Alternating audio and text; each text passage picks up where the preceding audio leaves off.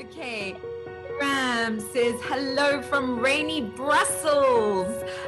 Crystal, hi everybody. Caitlin, hi everybody. Hello from Chicago, US. Lisa, welcome. Veet, hello from cold Johannesburg. I heard it's freezing cold there. Daphne, good evening from Hartbeespoort Dam. Oh, it was so cute. When my sister was little, she couldn't say Hartbeespoort Dam, so she used to say, can we please go to Hartbeespoort Dam? It was the cutest thing. Sorry, that just made me think of that now. Hello from Joburg, Lisa, Andrea, yes. Bern, hello from Joburg. Everyone from Umhlanga, Connecticut, US. Andrea, welcome. Middle of a thunderstorm here in England. Desire. Desiree. Well, just I hope that it's not connected to your phone line. Pip, hi everyone from Dubai.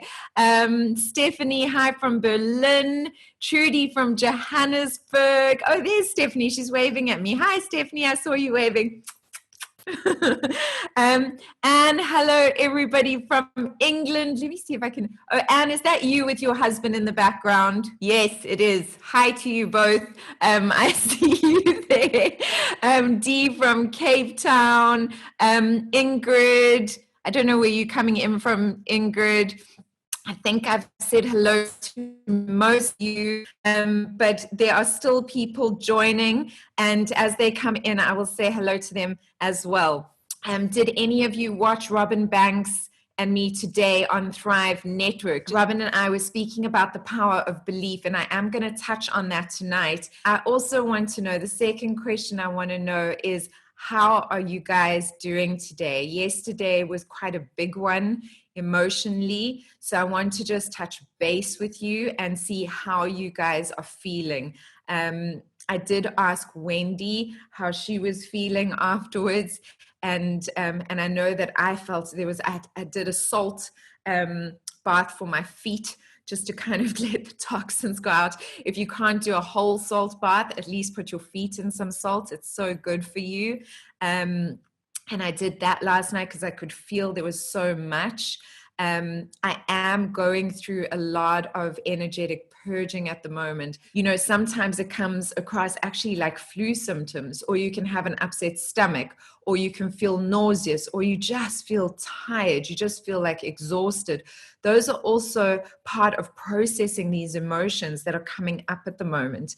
And then just crying, like when you just have this wave of emotion, and then you just like, and just allow yourself to cry and feel it. It was quite an emotional night. And I know that we faced a lot of things last night, and we really touched base with where we are. And some of you, I could feel, were experiencing some form of release and breakthrough in that, and some are still waiting for that to happen. That's all good. It's all okay. Okay, so where we ended last night was that I was going to this wonderful space of healing. And I call this section In the Space. And the reason why I call it In the Space is because I think that before I went to the secondary facility, I'd never actually had the space to really deal with myself, to really go inside, to really look at myself, to heal. And to be honest, I think there was a part of me that had been really calling to the universe, going, I need help. I don't know how I need help. I don't know how this is going to work, but I need a space for healing. I actually need a space for healing. And you know, one of the things that I've spoken about is that when the universe shut me down physically, that story I told you about the splinter, you know, the splinter in your toe when you're not paying attention. Do you remember the splinter in the toe? Say yes or wave at me, nod your heads. I can see you all. All right, great. When you're not paying attention to the universe, it's going to bump you, right? And if you really don't listen, guys, if you are as stubborn as I was, then the universe will literally stop you in your tracks, so that you will pay attention and so that you can heal. And what's very interesting for me is that I started getting sick at the end of 2012, which was the beginning of the shift from the fourth to the fifth dimension. And now I've experienced the second time the universe has gone, so naughty. These kids are so naughty. They're not paying attention. I am just going to send them to their rooms so that they can actually think about what they are doing, because Mother Earth has done that to the whole planet. Never in the history of time has the whole planet been sent to their room to think about what they are doing. And it is exceptional and extraordinary because yes, there have come so many challenges. So please don't misunderstand me. I've seen the challenges, I really have, but there have been so many exceptional gifts as well, extraordinary gifts. Whenever in the history of your life have you had a time to go inside and deal with yourself with less distractions from the outside world? You know, because all of a sudden we were just all shut down. And people who really battle to be with themselves have found this time incredibly difficult. And people who don't battle as much have found this time actually quite restorative in so many ways. And so that's really, really important to look at, because it's an opportunity for you to come back to yourself and say, okay, what about my life is working for me? What about my community, the way in which my community works is working for me? What about the way in which this planet works is working for me? And those are three very important questions. And the reason why I'm bringing them up is because I remember when I was in this wonderful space, I found out about codependency. Now, I'd heard the term codependency thrown around left, right, and center, but I didn't really understand what codependency was. How many of you have heard of the term codependency? Just say I have in the comments, or not yet. Or if you really understand it, say I get it already, because then I can get a sense of where the group is. So I have, no, I have, I've got one, I get it. I get it. Okay, yes, I have, I understand more than 100%, Fiona says. No, I haven't, but I have, but don't fully get it. No, okay, I have. So we've got quite a mix. So that's fine. That's perfectly fine. I'm going to try and really simplify it and break it down. And then I am going to give you guys a book that was just one of the breakthrough books for me. It's called Breaking the Codependency Trap. But that for me was, I didn't just read that book. I studied that book. I underlined, I highlighted, I made notes. And that was because the information in there, all of a sudden, my brain just switched on and I realized what I had been doing, the way I had been relating my whole life. Now, most studies that have been done around codependency have confirmed that as much as 97% of on this planet of people are codependent to one degree or another. That much, guys. So I don't want you to feel alone for 1 second. Most people have codependency situations, issues, the way they relate are codependent, okay? It's just in varying degrees. So some of it, it's a little bit, and some of it, it's quite extreme, and it makes them not functional. So that's very important to understand. You are not alone. You are probably codependent. In fact, it's very likely that all of you on here are codependent. Okay, very, very likely, because if 97% of people on average are codependent, then, it's very likely. So if you know you're codependent, just say, yep, me, so that we know that you're not alone, and that we're all me, yep, me. Okay, they're coming through. Holla for all the truth that you guys are sharing. I love that you own it. It's really, really great. So now what codependency means, you've got codependent, interdependent, independent. Codependent, not good. Independent, not good. Interdependent, yes, that is what we're aiming for, is interdependency. Now, what this means is codependency is when you cannot self-soothe yourself. You don't feel okay within yourself as a human being on your own without some form of confirmation from the outside world or distraction from the outside world about who you are. So this shows up with people who have any addiction issues, people who have had abusive relationships, people who have had anything that makes them go, I somehow, on a deep level, and this is what they don't say in the majority of the books, do not feel like I am enough. Just me on my own.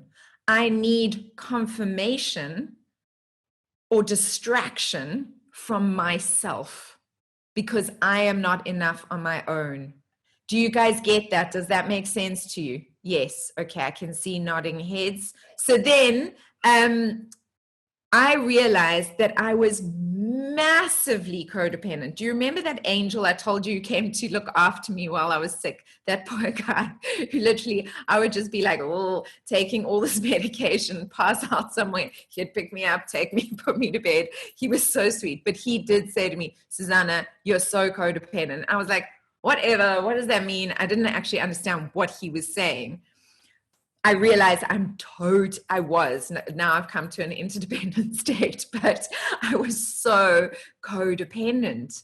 I needed confirmation from the outside world, from external things to make me validated all the time. Not a little bit, guys, like overdrive all the time. My mom and I drove my poor family and friends nuts with the need for confirmation. Do you love me? I love you. I love you. I love you. You're amazing. You're amazing. Do you think I'm amazing? Do you love me too? It's like that. Do you want to hear something funny? How do you greet a dog?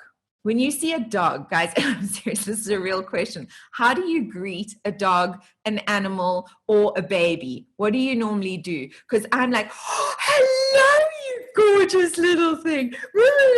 You know, you turn into that person. I turn into that person. Now, I want you to think about something because I actually read a study about this. How we greet babies and little furry animals that we love is how our inner child wishes we were being greeted. Just let that blow your mind for a second. So next time you greet a furry friend or a baby, that's actually your inner child is dying for you to be greeted in the same way. Okay, so, and if that is the case, you need to look at your relationship with yourself. I still do that, and I still like being greeted with love, but I don't need it to know that I am enough. That's the difference now. Okay, does that make sense?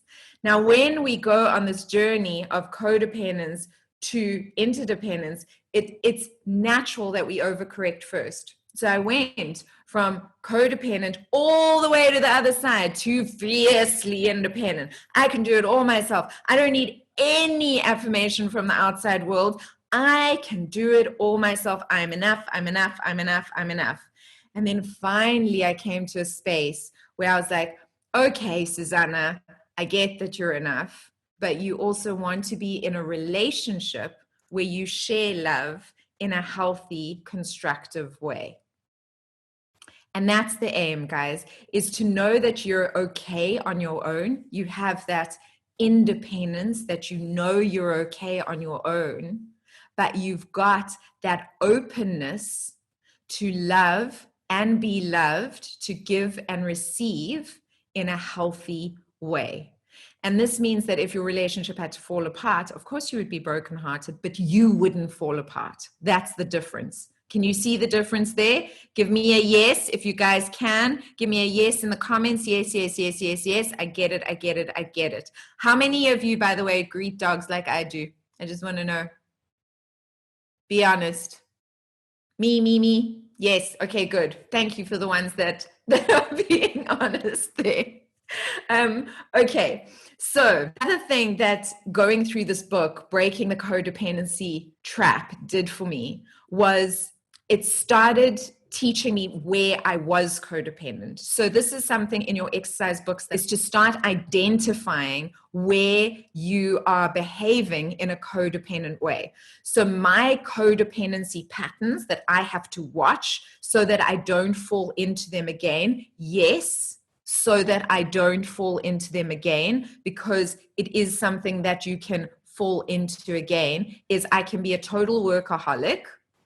And it's very easy for me to fall into that because I love my work. I gain so much meaning from my work. But for a long time, I used my work to distract from actually finding a relationship and feeling lonely and feeling like I didn't belong anywhere. It was much easier to just be a workaholic than to actually build relationships. Does that make sense? Do you guys get that? The other way that I would escape being with myself, so that's my fallback, is workaholism, okay? That I have to constantly watch. The other way that and then when I'm in pain, what I do is some people take drugs, some people drink, some people go shopping, some people, what do you guys do to distract? When you don't want to deal with something, what do you guys do to distract? I watch series. I love diving in and watching like them in a row, like Game of Thrones. Oh, one day finish the whole thing. Friends, oh, that's easy, guys. Just let me dive in there and I'll just like watch the whole thing. So that's how I distract. Let's see what you guys sleep, eat, read. Those are good things. Sleep is good. Series. Maram, you with me, watch series. Okay, a lot of you watch series. Instagram, oh my gosh, social media. Isn't that a time consumer when you dive into social media? Sometimes you can actually like just disappear into it. Oh, another one, Pinterest. Who is on Pinterest and has gone through the Pinterest trap? Metty, I see you there waving at me.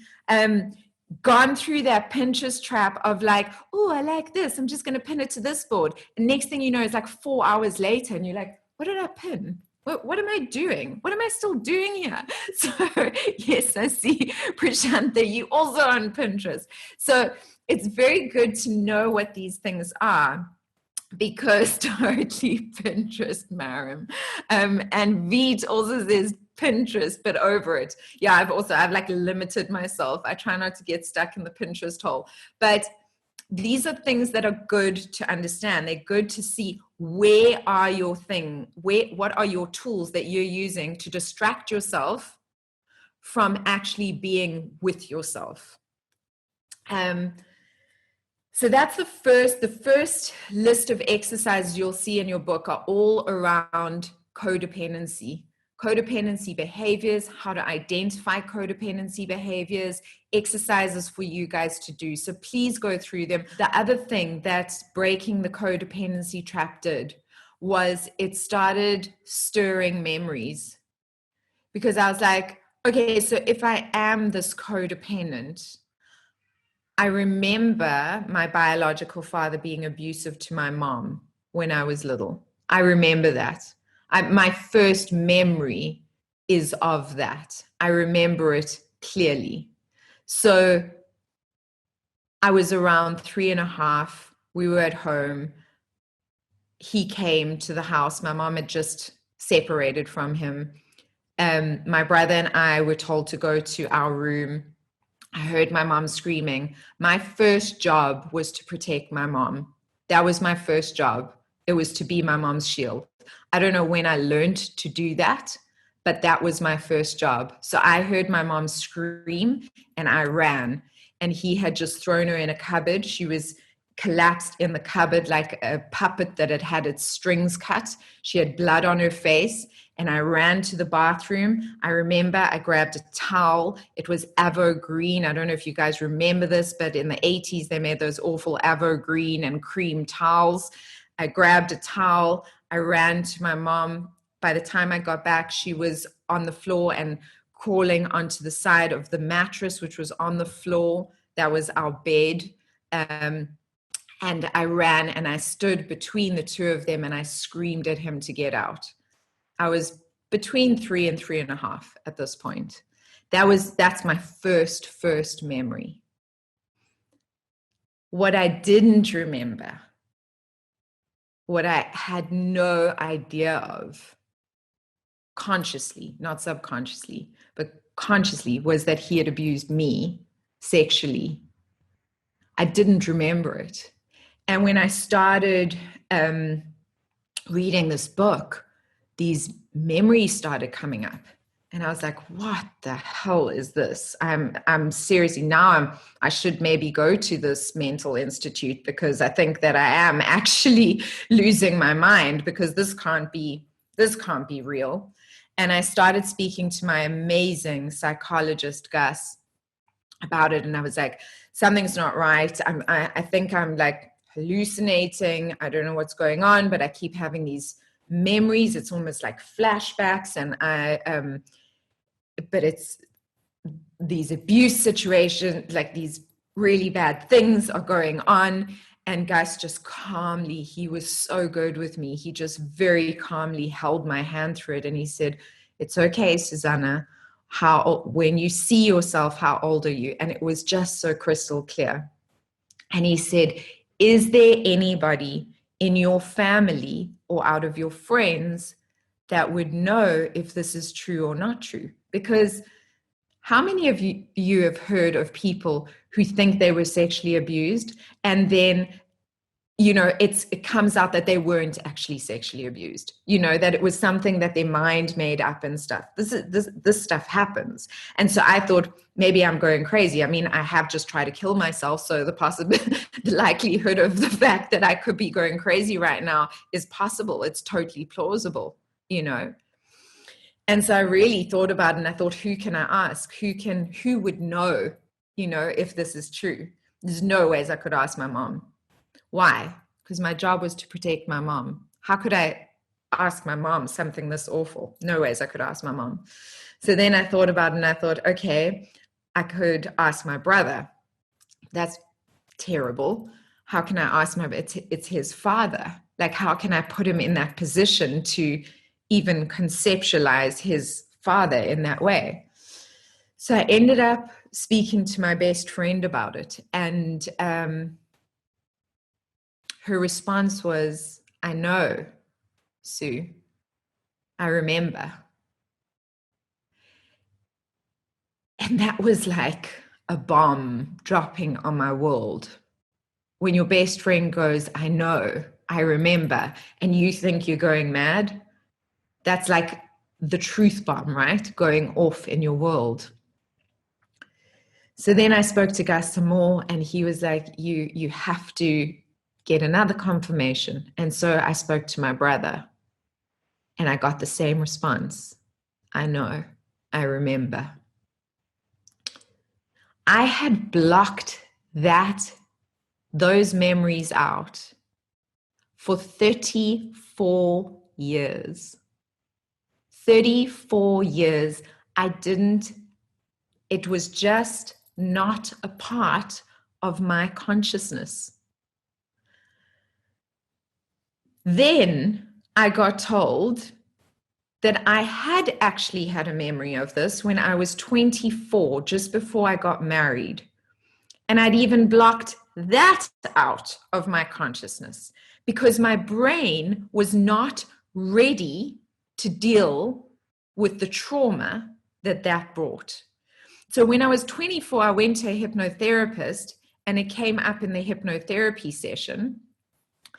And I went home to my fiance, who I was about to marry, and I said, oh my God, I had this vision. I saw this happening and I saw that happening. It can't be true. It's just too much. I can't cope with it. It just can't be true. And I don't even remember that. But my ex-husband was the third person I spoke to. And he remembered that. And he told me that. That's how much our minds protect us and bury what we are not ready to heal. Our mind reveals what we are ready to heal. I want you to write that down. Our mind reveals what we are ready to heal. It will never reveal what you are not ready to heal, because you won't be able to cope with it. Please let me know if this makes sense, if the story makes sense to any of you.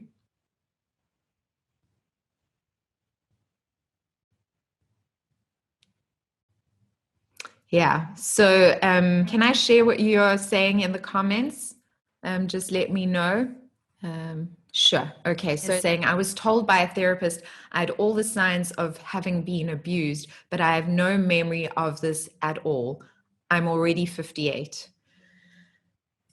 It is so common. That is so common. Don't feel alone in that, because it is so common. I was abused from the age of around 3 till 10 and a half, 11, I'm not sure. There multiple times. I only have a handful of memories. My brain doesn't want to remember the rest of the times. I know that there have been multiple other times, because in healing sessions, it has come up where the energy healer has gone, it's at this age, it's at this age, it's at this age, it's at this age, it's 10 times at this age, it's, and brought up. And in my soul, I get that ache, that pain in my soul, where I know that it's true what she's saying or he's saying, but my brain won't let me remember it. I've also come to a place now where I have healed the wound at a level where possibly I don't need to remember all those other times, because I remember the root times. Do you guys know about collapsing wounds in that way? Just give me a yes or a no. No. No. Okay. Yes. Okay. So we do have one yes. We've got a few yeses, but a lot of no's. So basically, the way, and Robin spoke about this actually in The Power of Belief somewhat, is that when something happens in our life, I always say, because Robin always goes, something happens and you create a story around it, right? And that story then creates a neural pathway in your brain. Okay. I like to explain it a little bit differently. Something happens which makes you feel a certain emotion. That emotion then colors the situation to create a very specific type of neural pathway, whether it is a positive or a negative. The more that type of emotional response is triggered, the more ingrained that neural pathway will be, the more you will experience that type of patterning going forward in your life. Does that make sense to you guys? So if you have experienced abuse, it is very likely that you will attract abuse into your life again and again and again, because you've created an abusive pattern in your life. Now, this obviously all depends on the depth of which that emotion was triggered, and whether you took that on then and went, oh my God, I deserve to be treated in this way. I am dirty. I am not worthy of being respected. Give me one of yours, guys, one of your beliefs that you hold that you need to release. Please, can I repeat the neural pathways? Yes, I absolutely can repeat the neural pathways. So basically what happens is the first incident, so I'm gonna use mine as an example just so that I can say it slowly and be clear. The first time I was abused, I felt betrayal. I felt massive betrayal. It was my biological father. I felt massive, massive betrayal. I didn't understand what was going on.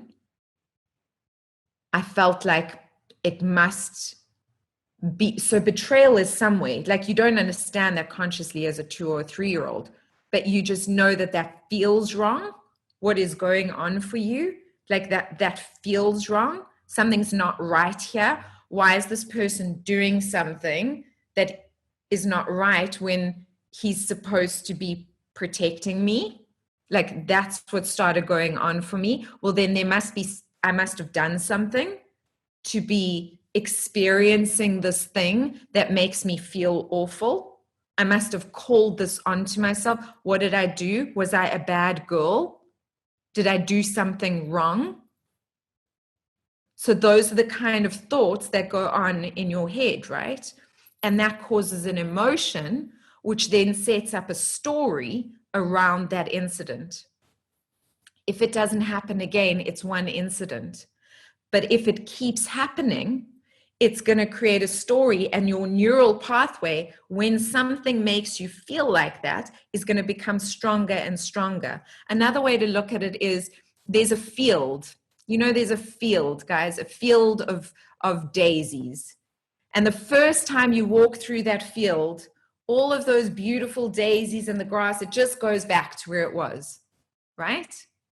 But the more you walk through that field on that same path, the more those daisies and that path, everything that is living in that path is going to die, and it's going to become ground, solid ground. And eventually it can become a road. Does that make sense? Does that make it a little bit clearer about the neural pathways? Please just let me know. Yes, totally. Independent, and this has also caused my beliefs. Yes, totally. Okay, good. Yes. So one of you has written, Jackie says, I keep attracting narcissists. That's very linked to the codependency trap. Very, very linked to the codependency trap, because there's a codependency triangle. There's the abuser, there's the abused, and there's the rescuer. And when we are in that cycle, we are either the abused, the abuser, or the rescuer. Those are the 3 roles that we play. And often we'll end up being one role more of the time, but we will move into those other roles. And it's very good for you to identify where you are in that. And narcissists are brilliant with that, because what narcissists do is they see somebody that is emotionally vulnerable because they need affirmation from the outside world. And because narcissists are control freaks, they go, this is great, I can control this person. And so they will then pull you in with kindness, with generosity, with love, with praise. And then all of a sudden, there'll be a switch and they start breaking you down. Who's experienced this before? And then you break down. Yes, me, flip. And then you break down, you're like, but what's going on? This person loves me, but he loves me, and I love him, or her. And what is going on? I'm trying so hard. And then you'll go, I'm so sorry. Please let me fix it. And then they'll come and go, okay, my love. And then it'll switch around, and then they are loving and loving and loving again. And then you'll be boosted again, and then you'll be knocked down again. And it's this awful pattern. It breaks your soul. I attracted narcissists into my life until, what are we 2020 now? 2017. It's been 3 years, no narcissist. Woo! That's a breakthrough for me, girls. And it means if I've had that breakthrough, that you guys can do that too. And it's not that I don't attract them anymore, but I spot them now, and I'm like, oh, no, not playing with you, kid. Move along. You spot them earlier and earlier and earlier. That's what happens when you start knowing how to value and love yourself. The moment somebody starts making you feel less than, you go, hold on, that's not for me. I'm going to move away from this, because that's not healthy behavior. And I actually value myself more. I don't deserve to be treated in this way? Ladies and gentlemen, do you deserve to be treated in any way less than love? Say no in the comments now. Hell no. Yes, Natalie, you read my mind. Hell no, hell no, hell no. Yes, none of you do. None of you. No human being does. Absolutely not. So knowing all of these things, sorry, we've ended up going a little bit, and I want to make sure I get through everything. That became the root. So I figured out the root. I was explaining to you the collapse of once we find a collective pattern, when we know what a collective pattern is, sometimes we only consciously need to identify a few of those times that were actual key grounding, rooting moments. And we need to heal those moments. And when we do, it collapses the whole pattern. So it's not about you guys having to torture yourselves to figure out every single time this has happened to you in your lives. But it is about finding those root moments. And then I want to remind you again, I know I've said it before, but it's so important to just remind you, and I will remind you many, many times, is that life is onion. It's an onion. It's an onion, guys. So we heal in layers. And when the narcissists now come into my life, initially it was like to test my boundaries. It's like the universe sent them in to go, Susanna, have you healed this aspect of yourself? And when I fell down flat, it was like, no, you didn't. Okay, up you get, try again. And then it did that a couple of times. I did that a couple of times. And then eventually they came and I was like, no, there's boundary. And then the next time was like, no, there's boundary. And then my mind went, hey, I figured out a healthy boundary. And then I started celebrating a little bit because I was like, bring it, bring them on. I can handle it. And as they came, I would go, no, thank you. And that gives you the recognition of healing, guys. And that's when we celebrate. That's when we go, whoop, whoop, whoop. And I will celebrate with you guys when you get your wins. And if you want to share a win, share it with me and I'll celebrate with you now. There should be medallions for codependency recovery, the way that they give them for addiction recovery. Yes, there should. There really, really should. The point is that I want you to remember that life is an onion. And when there's patterning, it is going to keep coming. Your level of healing is going to determine how easily and gracefully you move through that pattern when it arises again. Tell me if that makes sense to you guys, because that's very important, because that will allow you to have compassion, kindness, and patience with yourselves. And that is extremely important. Yes, yes, yes, that makes perfect sense. Good.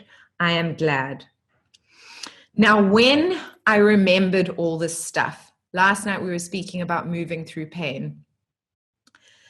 All I wanted to do was go and dive into a series. That's all. I didn't want to think about this. There was no ways I wanted to think about this. I wanted to watch, I don't know, what was I watching at that time? Maybe Will and Grace, or I don't know, what was hot 6 years ago, 5 years ago. It was one of those. But I wanted to watch a comedy. There was no ways I wanted to watch this. And I remember going to my room and my blood was boiling with anger. And I was in so much pain. You know, when you're in so much pain, they call it a broken heart, because you physically feel like there are knives and daggers in your chest. Have you, I'm sure you guys have experienced that. Tell me if you've experienced that. Just say me too, if you've experienced that. When you have such a broken heart that you physically in pain. Me too, me too. I was in that pain. And I went to my room and I just wanted to break things. I just wanted to break something to feel better. And so I breathed in and out and I stomped back and forward. And then eventually I just stopped. And I just sat on my bed and I just allowed. That's it.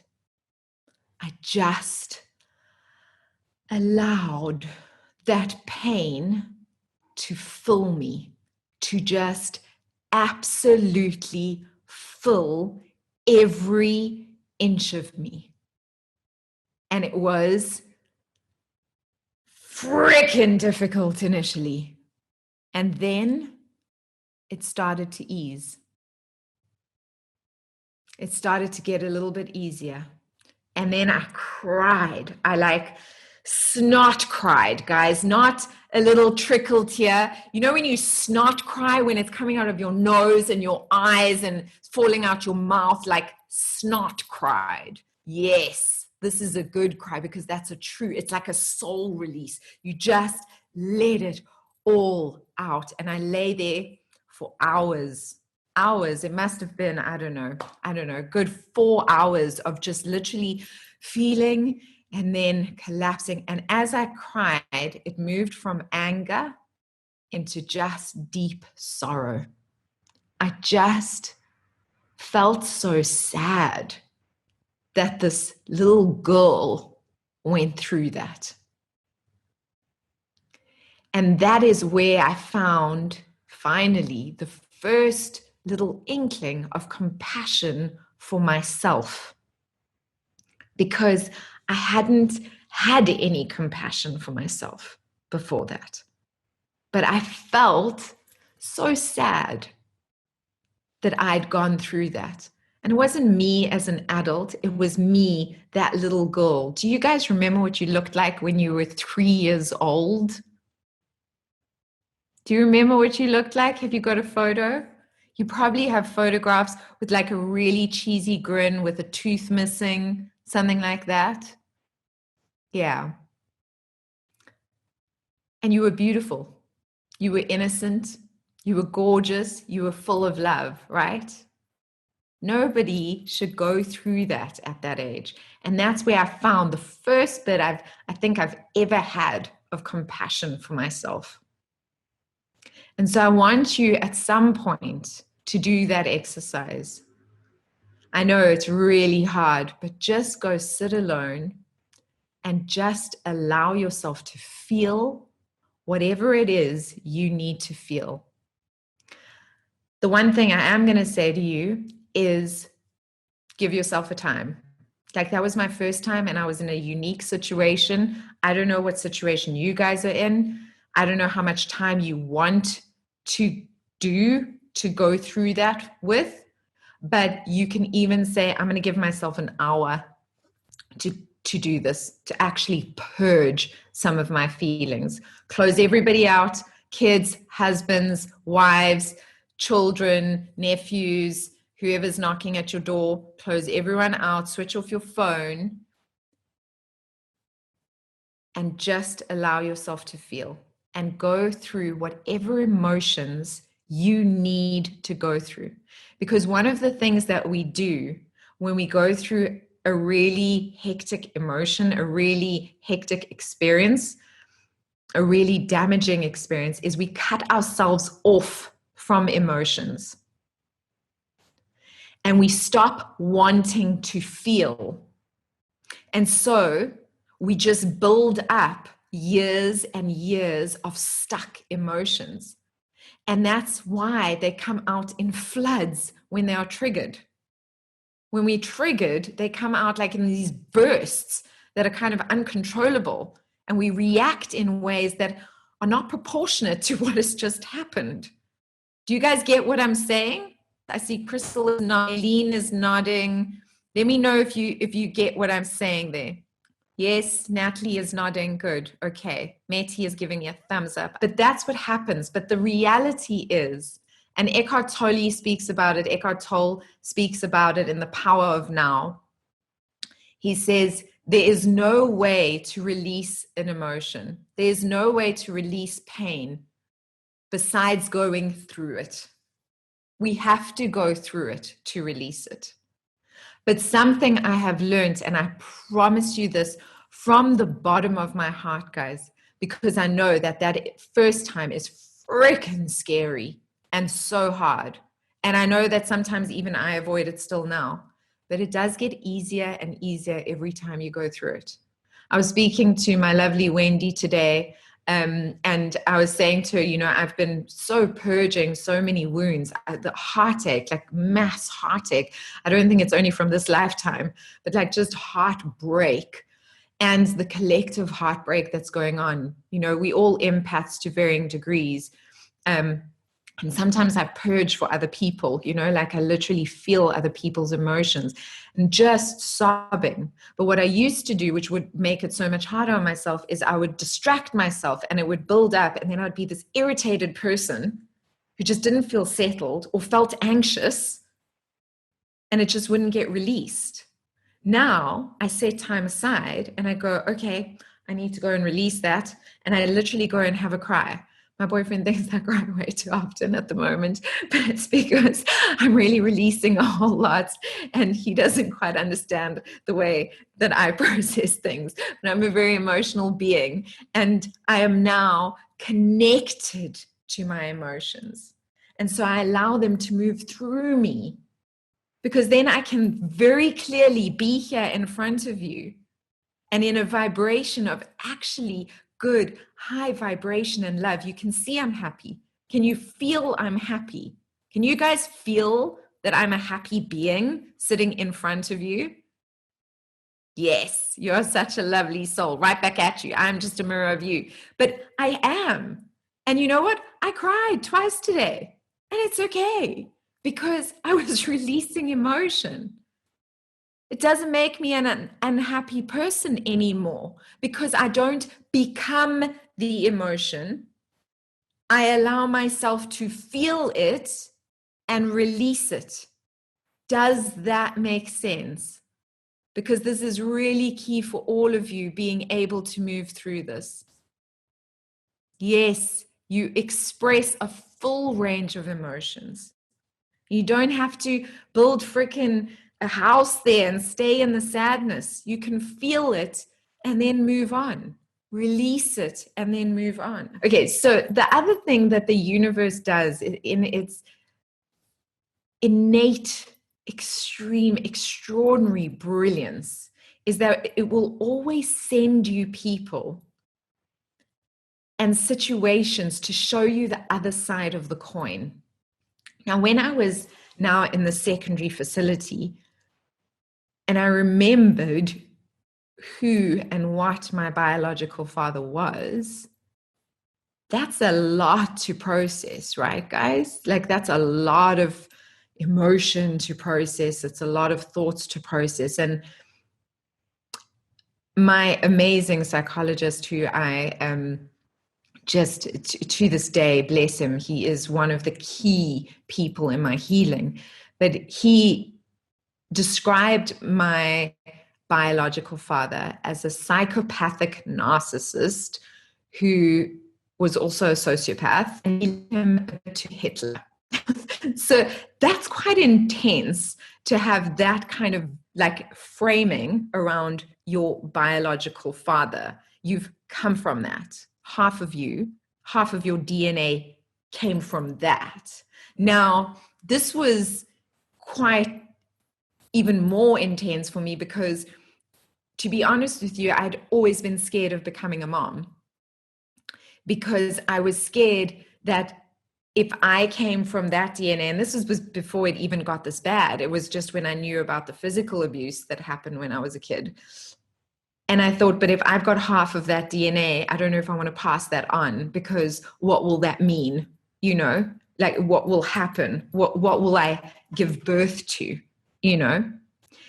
And I hadn't yet realized the choices we make in life determine who we will be within this world.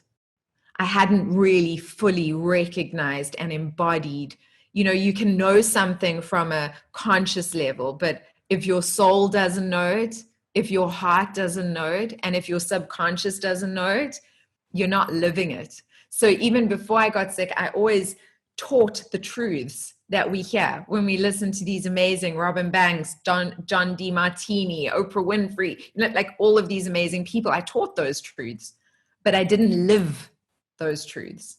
I didn't exhibit those truths in my life. And there's a very big difference. Does that make sense to you guys? knowing versus being is a huge, huge, huge difference. In this rehabilitation center, there was this young guy, good-looking young guy. And guess what? He was a narcissist and he was a psychopath. He literally was a psychopath. And of course, there was this weird attraction between the two of us.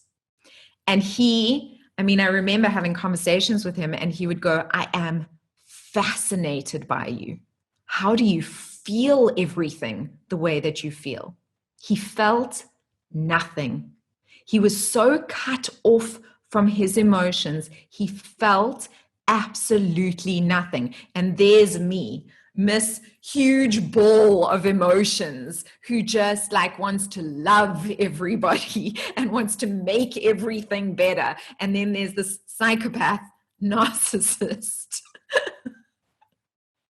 And Matty's showing me a heart because I think you relate to what I'm saying. And I was just like, I can't understand human cruelty. I cannot understand it. I went to watch Blood Diamond with my sisters and they had to wait for 15 minutes after the credits finished because I sat there snot crying in my seat and they were embarrassed to walk out the cinema with me. Because I cannot, my soul, my heart, I can on a conscious level see it, but I can't understand human cruelty. I can't understand going, I'm going to go and beat you up now because it's going to make me feel better. It's going to make me feel powerful. I'm going to hurt you in a way that is going to be extremely damaging because it's going to make me feel better. You know, like kids do with little animals and things. They pull off their legs and they do this kind of thing. It's, for me, I was never that kid. I never understood. I would just go and rescue all the animals.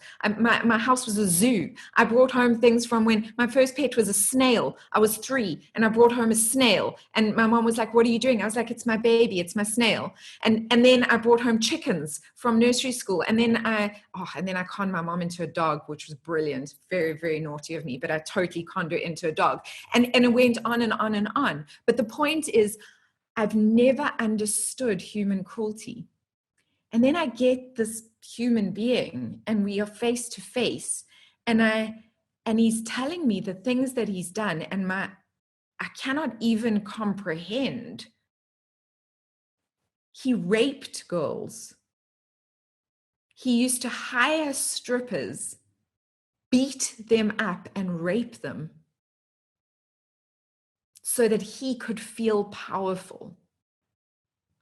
Because he felt so small in his body, in his mind, in his heart, and he couldn't even identify it, but it was the only thing that made him feel better, that made him feel any sense of relief.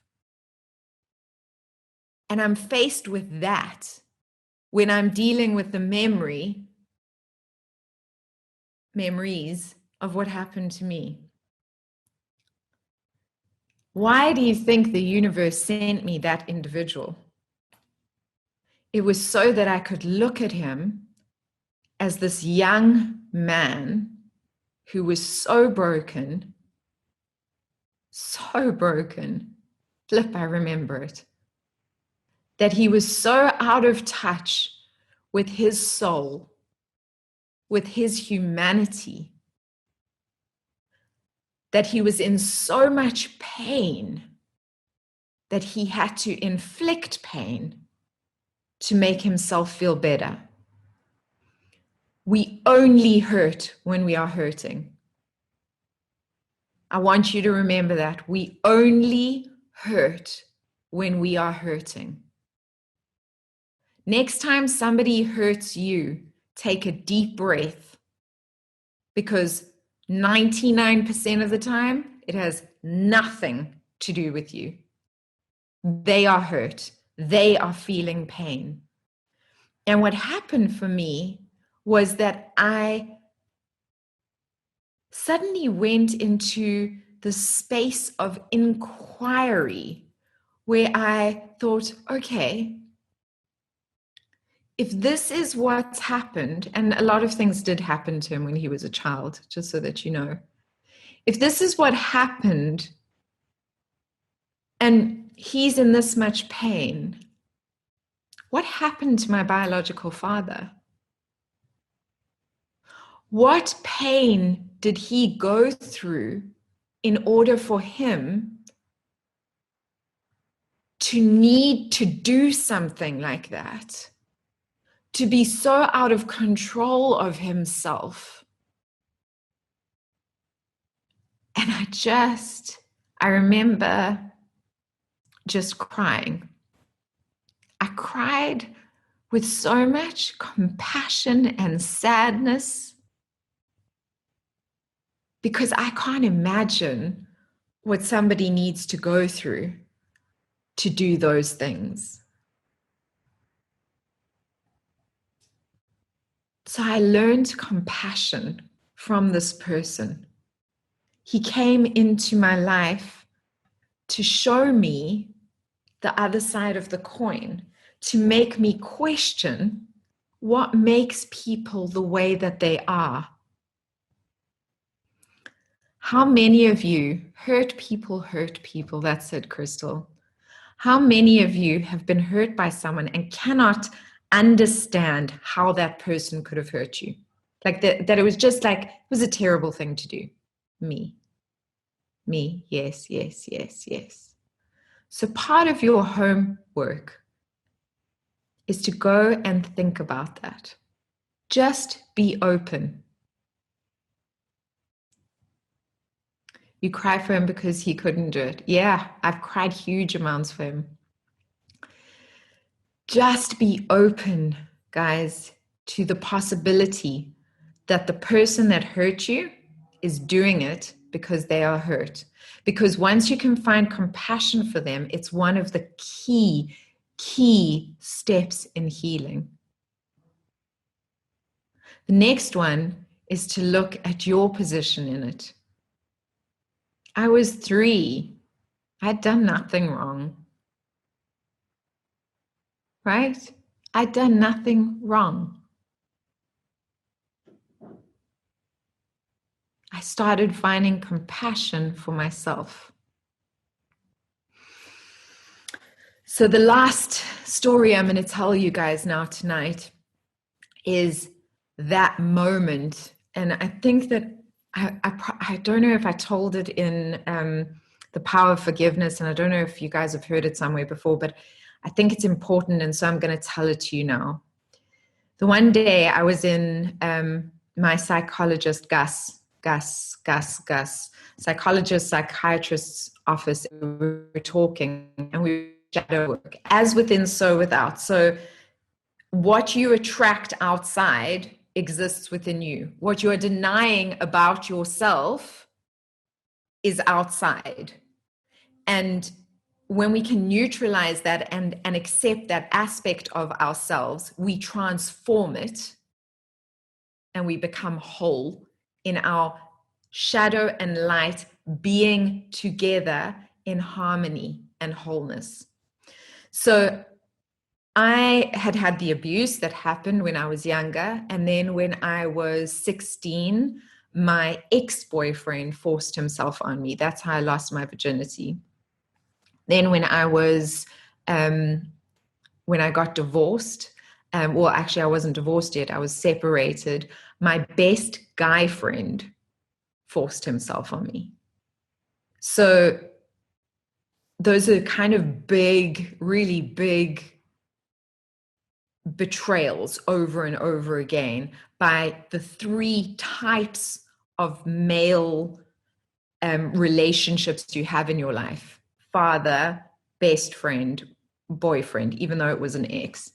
And just so that you guys know, I love men. I freaking love them. I think men are amazing. I think they bring abundant gifts to this world. I am not somebody who hates men or anything like that. I have a very healthy now relationship with men, but it's taken healing to get there as well. So anyway, I was in Gus's office, and I was processing stuff, and Gus said to me, Susanna, as within, so without, where are you abusive? And I was like, I'm sorry, what are you saying to me right now? And he said, as within, so without, where are you abusive? I got so pissed off. I was like, Gus, I'm sorry, but I step over ants, for crying out loud. I've never consciously hurt a living thing in my whole life. How can you say that I'm abusive? I was so mad. I did not want to hear what he was saying. And he said to me, Susanna, as within, so without. Go and think about it. He was so calm and I was freaking out. Anyway, I went to my room and I thought about it and I stomped and I stomped and I stomped.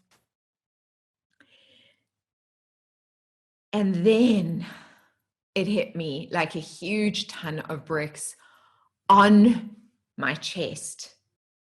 And I realized that I'd been abusing myself my whole life. And I'd abused myself more than anyone could ever have abused me, because I was with myself every second of every day. How many of you listening to this right now abuse yourselves? Be honest. How many of you tell yourselves that you're not good enough, that you're not pretty enough, that you always, me, this is so true. I was not pretty enough. I was not intelligent enough. I was not funny enough. I was not fun enough to be with. I was not, all of the, nothing about me was enough. I would look at my thighs and I would go, oh my gosh, you've got stretch marks.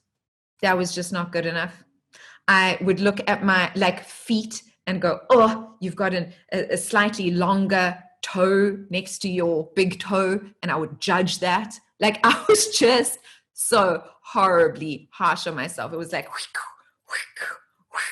on a daily basis. I never felt enough until recently. Not good enough. I was not enough. Harsh, critical words to myself all the time, trying to break this. Not intelligent enough. Sadly, I do. Me. We're all in this together. Your self-love journey is a lifelong journey. It is something I practice on a daily basis. I am not fluent in self-love yet. I am freaking way better than I ever was before, but I still have to catch myself sometimes. I catch myself judging myself. I'm human, guys. So I catch myself going, oh my goodness, Susanna, cover that mark, because I get breakouts, like hormonal breakouts. And then I'll be like, oh, cover that. It's like, calm down, dude. It's a pimple. Lots of people get them. You don't have to be so harsh on yourself. But I have to sometimes still tell myself that. We're all working towards 100%, Daphne. I'm glad you are as well. I want to invite you guys to do one thing, because that was the beginning of my self-love journey. Because in that moment where I had that realization, and I will never, ever, till the day I die, I will never forget this, because I've not experienced something in that way before. It was like myself and my body split. And it was like my body just said, I am not letting you do this to me anymore. Now, at this point, I'd been put on Simgen, which was a medication in hospital that had helped with the pain to such a good degree that the brain fog was going, and I could actually function physically. I still was in pain, but I could move around. I even started exercising again. So the Simgen had really helped a hell of a lot. If anybody's got fibromyalgia, I remember some of you saying that you had fibromyalgia. Have you heard of Simgen? Please let me know. And if you haven't, please ask your doctors about it, because it was a massive help to me where I was at that time. I needed it. I really needed it at that time. It helped me function again. And but that moment when my body and myself split, I remember clearly in my mind hearing, I'm not letting you do this to me anymore. That's it. And then I very clearly remember also knowing, Susanna, if you don't start loving yourself, you are going to die. I knew it. It was like, you know, when you just know. Have you ever had that moment where you just know what needs to be done? That was my moment. I knew I needed to start loving me, because if I didn't start loving me, I was going to die. It was that intense. Do any of you know what I'm talking about? I'm looking in the comments. Yes, yes. Flip, yes. Yeah. So not physically, but mentally, it's all connected. I'm going to finish here tonight with one thing, one invitation to you. And it sounds so simple, but one invitation to you all. My invitation to you all, how to start this self-love journey. This is the first step. My invitation to you all. I want you to write in the comments right now, who is the person that you love most in this world? The person that you would jump in front of a bus for, the person that is just the person that you love. It can be a child, it can be your mother, it can be, and so funny, the first two comments were child and mother. It can be a cousin, it can be a best friend, whatever it is, mom, child, kids, children. It can be your partner, lovely, my son, my child, whoever it is, my sister, my daughter, beautiful. Okay, now I want you to close your eyes. All just close your eyes for a minute, and remember, I can see you. So close your eyes. Are all of your eyes closed? Yes. Good. Good. Now I want you to picture that person in front of you. Can you see them?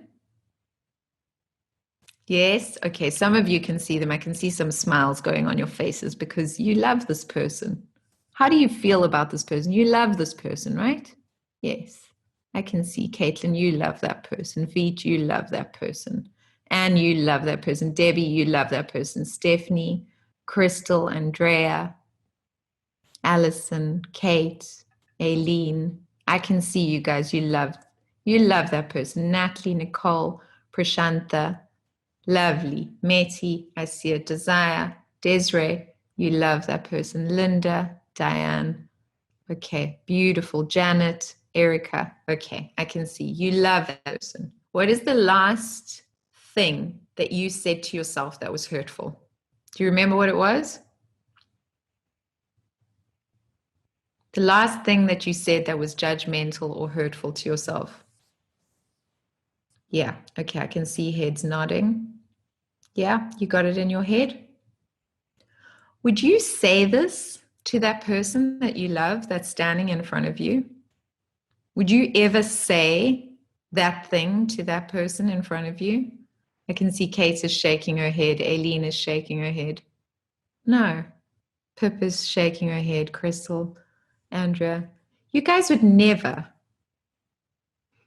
So now I want you to picture yourself as a little 5-year-old and just let that gorgeous little 5-year-old you bounce into your presence in front of you. Picture, what are you wearing? Do you have pigtails? Do you have a missing tooth? Are you wearing shorts? Are you wearing a skirt? Are you wearing a dress? What kind of shoes are you wearing? What is your hair doing? But I want that child to have the biggest grin on its face. Do you remember what you looked like when you grinned at 5 years old? I'm sure you guys have got pictures. I'm sure that your parents have shown you pictures of you with messy hair, possibly covered in mud, or have eaten an ice cream and you've got ice cream all over your face. Some of you might have been a really clean child. I wasn't. I was always climbing trees and, doing things. So picture yourself however you were. Now I want you to make a promise to yourself, to that child. And I want you to say, I will never speak to you again.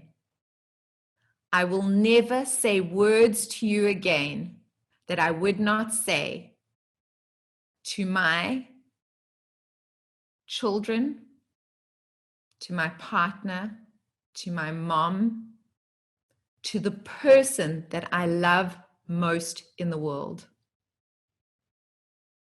Because if you are not willing to love yourself like you love them, if you are not willing to embark on that journey now, you're going to go nowhere. You can open your eyes. One of the things that I used to say to my best friend when I was little, how ironic is this? My best friend, I used to say it to her all the time when I was little. I would say, she would go, oh my God, I'm so fat. Do you remember that? Like when we were teenagers, oh my God, I'm so fat. And I'd say, excuse me, you're talking about my best friend here. Can you please be nice to her? Hello, what was the saying to myself? If you are not speaking to yourself like the person you love most in the world, your self-love healing journey has not begun. You need to start treating yourself like you treat the people that you love most in this world. Does that make sense to you all? I want a hell yeah, not a little nod. I want like a yes, I get it, and I promise to love myself. Hell yeah, hell yeah. Or Alison, that was just a yes. I want a hell yeah. Hell yeah, hell yeah, hell yeah, hell yeah. Yes, yes, I promise. I love it. Yes, yes, yes, yes. Now, all of you, I know people are going to think you're nuts in your house. I want you to shout, yes, yes, yes, 3 times. 1, 2, 3. Yes, yes, yes. Wonderful. Oh, I love it. Okay, fantastic. What I would like you to do is just, you've said hell yes to me now, is you make that commitment that from now on, you will speak to yourselves like you would to the person you love the most in the world. You treat yourselves like you would the person that you love the most in the world. And sometimes, guys, it can seem insane. Like I remember at times, like actually just feeling sick and tired, and I would just like push through because that's what was expected of me. If my child was sick and tired and they were supposed to go to a play date or, you know, whatever it is, I would call the other mother and say, I'm so sorry, my child is sick and tired. They're going to bed now. So why don't we do this for ourselves? We need to learn to say no and set healthy boundaries. If we are feeling sick and tired, we need to be able to go, hey, sorry, I need a time out. I need a break. So I'm going to just actually put myself to bed like a child now. And you know, I'll see you guys later. Do you understand what I'm saying? You need to start treating yourselves like you would this loving little being. Be the parent to your inner child that you needed when you were little. Is that a good way of phrasing it for you guys? Constantly. And I want you to think about it every time you make a decision in the day. Am I being kind to myself? Yes, I am. Yes, I am. Good. You're doing well. Okay. Okay, good. All right. So that's the end for tonight. I'm so glad you guys are enjoying this. It makes it so worthwhile for me. Thank you, thank you, thank you. You know, I really had to put on my big girl panties to do this because I've been avoiding doing it for so long. And everybody keeps asking me, but you guys kept asking, people kept asking, and eventually I was like, okay, fine, I'll do it. And I'm loving it. So thank you. I'm loving connecting with you all. You're amazing. I feel your energy. You are just all so exceptional and extraordinary. So thank you, thank you, thank you. All right. Great. So much love and appreciation for you all. And so enlightening. You're amazing. Thank you. You are you. I am but the light that exists in you, right? You guys got that. Okay, let's do a little it's the end of today. I hope you have a lovely weekend. I'm sending you lots of love and light. Yay. Blessings to you all.